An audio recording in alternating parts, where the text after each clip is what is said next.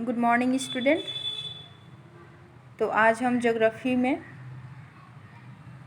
अध्याय 3 अपवाह स्वरूप ड्रेनेज सिस्टम चैप्टर पढ़ेंगे। तो सबसे पहले जानेंगे कि अपवाह स्वरूप क्या है। तो अपवाह स्वरूप होता है, अपवाह का मतलब अर्थ होता है जल प्रवाह, यानी जल जिस रास्ते से बहती है उसी को कहते हैं अपवाह। और स्वरूप का अर्थ होता है पैटर्न, यानी जिस सिस्टम से होकर जल बहती है वही कहलाता है स्वरूप। तो हम कह सकते हैं कि जब विभिन्न दिशाओं से आने वाली छोटी छोटी नदियाँ आपस में मिलकर एक मुख्य नदी का निर्माण करती है और किसी क्षेत्र विशेष के जल प्रवाह को निर्धारित करती है तो इसे ही अपवाह स्वरूप कहते हैं। तो यहाँ एक उदाहरण से हम समझेंगे। तो ये है गंगा नदी, और ये गंगा नदी है, मुख्य नदी है गंगा, और इसकी बहुत सारी सहायक नदियाँ हैं, शारदा, घाघरा, गंडक, कोसी, सोन, यमुना। अब ये सभी नदियाँ आके मुख्य रूप से मिल जाती हैं गंगा नदी में और बहते हुए एक स्वरूप का यानी एक पैटर्न का निर्माण करती हैं और आकर यहाँ बांग्लादेश में बहती है और बांग्लादेश से बहते हुए आकर बंगाल की खाड़ी में गिर जाती है। तो इसी स्वरूप को यानी बहुत सारी नदियाँ आके एक मुख्य नदी में मिली और मुख्य नदी जो है वह एक सिस्टम का निर्माण की, एक पैटर्न का निर्माण की, और यही पैटर्न कहलाया अपवाह स्वरूप। अब हम जानेंगे अपवाह द्रोणी क्या है।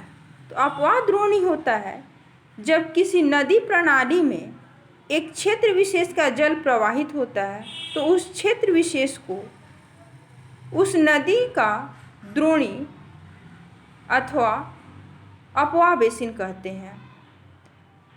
जैसे गंगा बेसिन, अमेजन बेसिन विश्व का सबसे बड़ा अपवाह बेसिन है।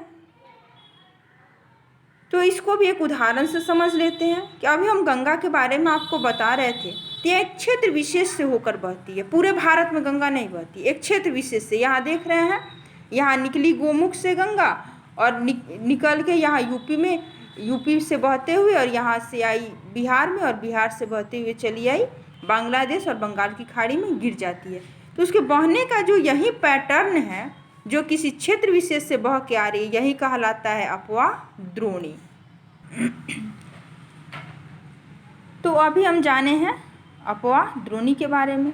अब हम ये जो भारत का भौतिक स्वरूप है, इसमें भारत के पूरे भौतिक स्वरूप में दो तरह की, मुख्य रूप से दो नदियों के रूप में बांटा गया है। दो तरह का स्वरूप पाया जाता है। एक होता है हिमालयी नदियाँ जो पूरे हिमालय से निकलकर बहती हैं, एक सिंधु है, गंगा है, ब्रह्मपुत्र है। और एक होती है प्रायद्वीपीय नदियाँ। तो प्रायद्वीपीय नदियाँ होता है जो भारत का दक्षिणी भाग में बहता है, जो भारत का दक्षिणी भाग होता है उसी को कहते हैं प्रायद्वीप, और इसी भाग में बहने वाली नदियों को कहते हैं प्रायद्वीपीय नदियाँ। तो भारत के पूरे अपवाह स्वरूप को मुख्य दो भाग में बांटा गया, एक हिमालयी नदियाँ और दूसरा प्रायद्वीपीय नदियाँ। अब हम जानेंगे हिमालयी नदियाँ किसे कहते हैं।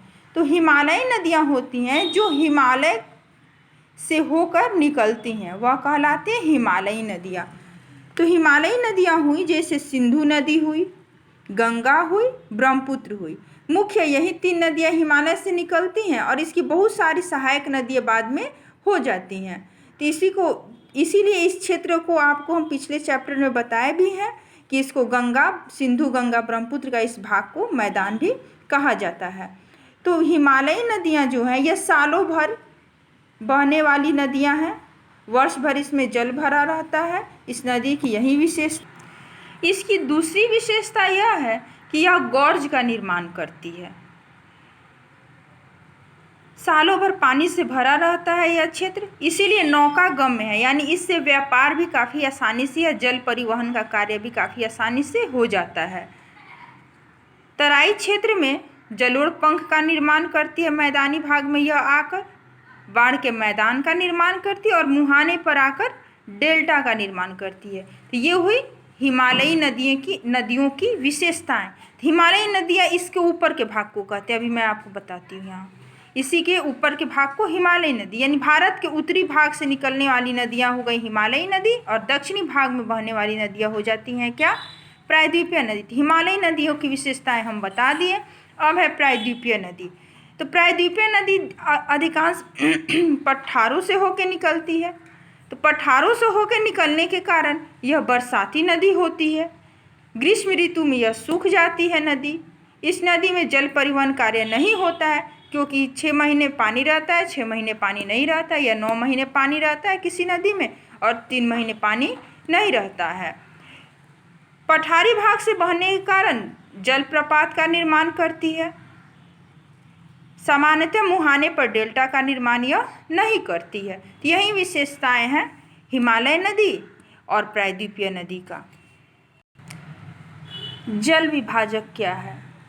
तो जब कोई ऊंचा भूभाग या पर्वत दो निकटवर्ती अपवाह बेसिन को एक दूसरे से अलग करती है, तो ऐसी ऊंची भूमि को जल विभाजक कहते हैं। जैसे अरावली पर्वत है, गंगा एवं सिंधु बेसिन का जल विभाजक है।